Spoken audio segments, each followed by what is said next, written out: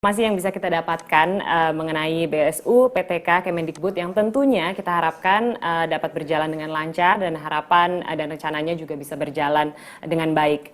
Sekali lagi saya ucapkan terima kasih para panelis kita hari ini. Ada Bapak Nadiem Anwar Makarim, Ibu Sri Mulyani, Bapak Erick Thohir, Ibu Heti Syaifudian, dan juga Bapak Muhammad Kasim. Terima kasih atas waktunya dan juga semua informasi yang sudah diberikan. Saya persilakan untuk para panelis yang terhormat untuk meninggalkan acara pada siang hari ini dan melanjutkan agenda selanjutnya. Tapi saya minta untuk Bapak Nadiem Anwar Makarim, saya mohon untuk tetap tinggal di tempat, karena sebentar lagi kita akan langsung masuk ke sesi tanya-jawab dengan teman-teman media. Untuk itu saya juga mengundang Sekretaris Jenderal Kemendikbud, Bapak Ainun Naim, untuk bergabung bersama kita di sesi tanya-jawab siang hari ini. Halo Pak Ainun, sudah bergabung bersama kita ya? Selamat siang Bapak. Oke, dan untuk pertanyaan pertama kita akan langsung saja masuk ke sesi tanya jawab. Ini ada pertanyaan dari Harian Kompas yang senada dengan RRI. Pertanyaannya, bagaimana kriteria, syarat, dan mekanisme penyaluran bantuannya? Apakah untuk semua guru swasta dan guru honorer tanpa terkecuali? Karena ada juga guru swasta terutama di sekolah-sekolah elit yang tidak ada masalah dengan penghasilan mereka. Silakan saya berikan kesempatan untuk Pak Menteri terlebih dahulu.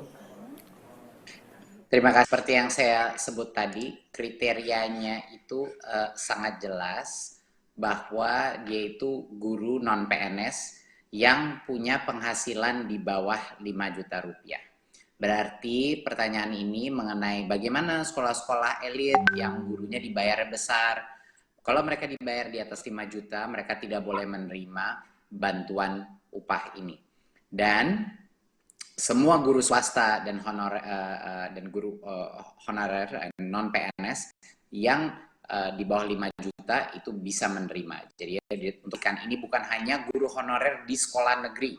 Ini adalah untuk semua guru non PNS yang ada di Indonesia di saat ini. Jadi benar-benar demokratis dan merata dan adil, dan bagi yang sudah mencukupi tidak boleh mendapatkan. Berikan kesempatan juga untuk Pak Sesjen, mungkin ada yang mau ditambahkan? Sudah cukup, Pak. Hanya mungkin beberapa butir saja, bahwa mereka tidak menerima bantuan dari Kementerian Ketenagakerjaan sampai dengan 1 Oktober. Dan juga tidak ikut program kerja. Baik, itu adalah kriteria dan syarat dan mekanisme penyaluran bantuannya. Oke, dan untuk pertanyaan kedua, ini datang dari Harian Muda. Pertanyaannya, berapa total anggaran dan berapa pendidik dan tenaga pendidik yang disasar? Silahkan. Mungkin dari Pak Nadiem, silahkan. Baik, ini adalah sekali lagi hasil perjuangan kami di Kemendikbud, Komisi 10, tapi juga dengan hasil perjuangan dari Menek BUMN dan juga Kemenq. Kami berhasil menyiapkan anggaran sebesar 3,6 triliun, 3.622.517.600.000 rupiah ya. Jadi kira-kira sekitar di atas sedikit 3,6 triliun. Ini adalah untuk total sasaran sebesar 2.034.732 orang yang terdiri dari yang paling besar tentunya 1,6 guru dan pendidik di satuan pendidikan negeri dan swasta ya, non PNS, dan yang kedua terbesar adalah untuk 237.623 tenaga perpustakaan, tenaga laboratorium, dan tenaga administrasi, di mana operator sekolah termasuk di sini. Dan yang ketiga adalah 162.277 dosen di PTN dan PTS. Itu totalnya yang itu sasaran kita yang akan diberikan. Pak Nadiem, untuk jawabannya mungkin ada yang mau ditambahkan lagi dari Pak Ainun, silahkan. Sudah cukup, Mbak. Oke, baik. Kita lanjut ke pertanyaan ketiga, ini datang dari LKBN Antara. Pertanyaannya, kapan rencana realisasi pencairannya? Silahkan Pak Nadiem. Mungkin ini Pak Sekjen lebih tepat. Pak Sekjen. Ya, jadi pencairan sudah mulai bisa dilakukan sekarang, bulan November, Desember ini. Namun para pendidik dan tenaga pendidik itu punya kesempatan sampai dengan 30 Juni tahun 2021 ya untuk mengaktifkan rekening dan mencairkannya. Bisa dilakukan pencairannya ya Pak Ya. saat ini. Oke. Pertanyaan terakhir pada siang hari ini datang dari Tempo. Bagaimana Kemendikbud bisa menjamin BSU tepat sasaran? Baik, terima kasih. Pemberian bantuan ini kan tujuannya untuk melindungi, mempertahankan, dan meningkatkan kemampuan ekonomi pendidik dan tenaga pendidikan kita ya, karena terdampak corona ini. Jadinya beberapa langkah yang kita pastikan bahwa ini tepat sasaran. Kita memastikan ini calon penerima terdaftar dulu di data pokok pendidikan dan PD Dikti. Itu dulu berdasarkan Dapodik dan PD Dikti. Dan itu semuanya berbasis data dan online. Kami memverifikasi data tersebut ya dengan data Kemendikbud dan data penerima bantuan subsidi upah atau gaji dari Kementerian Ketenagakerjaan. Ini agar tidak tumpang tindih dengan bansos lainnya yang dilakukan, bansos BPJS, bansos prakerja dan lain-lain ya. Itu agar tidak tumpang tindih. Inilah yang kita maksudkan tepat sasaran. Artinya yang benar-benar belum menerima bantuan dari pemerintah pusat sebelumnya. Ya kan? Dan juga calon penerima harus tangani surat pernyataan tanggung jawab mutlak SPTJM yang sebenar-benarnya dengan sebenar-benarnya jika berpenghasilan 5 juta atau lebih tidak bisa memproses bantuan. Dan kalau dia tidak jujur mengenai itu, lalu bisa diambil tindakan hukum. Berarti untuk yang sudah mapan di sekolah-sekolah di mana gajinya di atas sebesar itu, dia tidak bisa menerima, tidak diperkenankan untuk menerima. Dan jangan lupa, bukan hanya tepat sasaran, tapi juga harus efisien. Dan metodologi pengiriman kita dan dokumentasi di mana semua dokumennya itu ada di laman website kita, PD Dikti maupun juga di websitenya GTK, sudah jelas. 2 formulir yang harus dibawa tinggal di print, 1 harus ditandatangan dengan materai, 1 tinggal dibawa, dan semua detailnya ada di website tersebut. Jadi tidak membutuhkan persetujuan dari siapapun lagi, tidak dari kepala sekolah atau kepada dinas. Guru itu bisa langsung secara online mengunduh dan memprint dokumen tersebut, dan kalau sudah semua ketentuannya sudah siap, dia bisa langsung pergi ke bank untuk mencairkannya. Dan tentunya Kemendikbud melakukan pengawasan internal dan oleh auditor internal dan pengawasan eksternal oleh BPK untuk memastikan kita selalu didamping dalam proses ini. Dan untuk semua pengaduan terkait isu bantuan ini bisa disampaikan di Unit Layanan Terpadu ULT Kementerian Pendidikan dan Kebudayaan. Inilah hotline kita, call center kita, di mana semua isu ini bisa diselesaikan melalui unit layanan terpadu kita. Baik, terima kasih untuk jawabannya Pak Nadiem. Mungkin ada yang mau ditambahkan dari Pak Ainun, silakan saya berikan kesempatan. Sudah cukup, Mbak. Oke, baik. Terakhir pertanyaan untuk Pak Nadiem. Pak Nadiem, apakah ada pesan-pesan untuk para penerima BSU Kemendikbud? Terima kasih. Yang pertama adalah dari awal masa jabatan saya dan tim saya selalu berkomunikasi bahwa kita adalah Kementerian Pendidikan Kebudayaan Republik Indonesia, bukan Kementerian Pendidikan untuk sekolah negeri. Dan kita bukan hanya menyebut itu sebagai suatu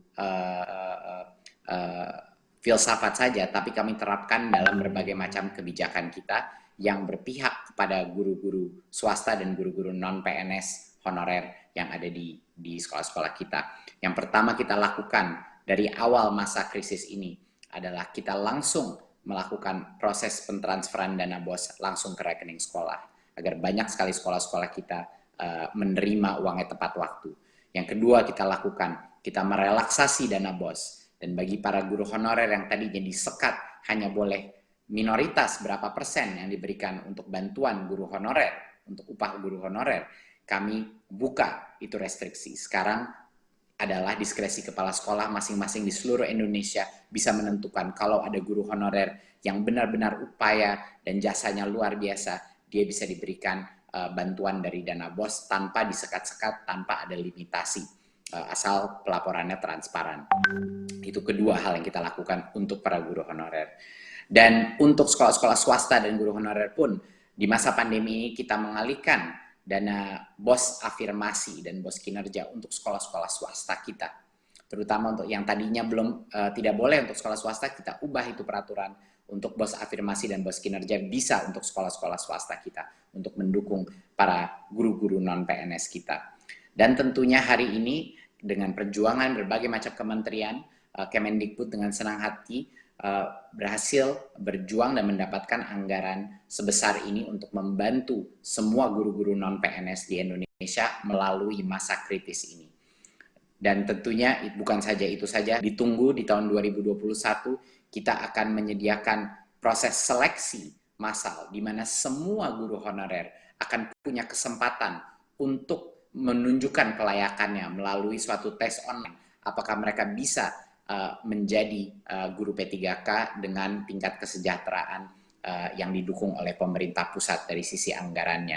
Berarti itu adalah langkah pertama di 2021 bahwa guru-guru honorer secara serentak semuanya bisa ikut tes kelulusan untuk menjadi P3K.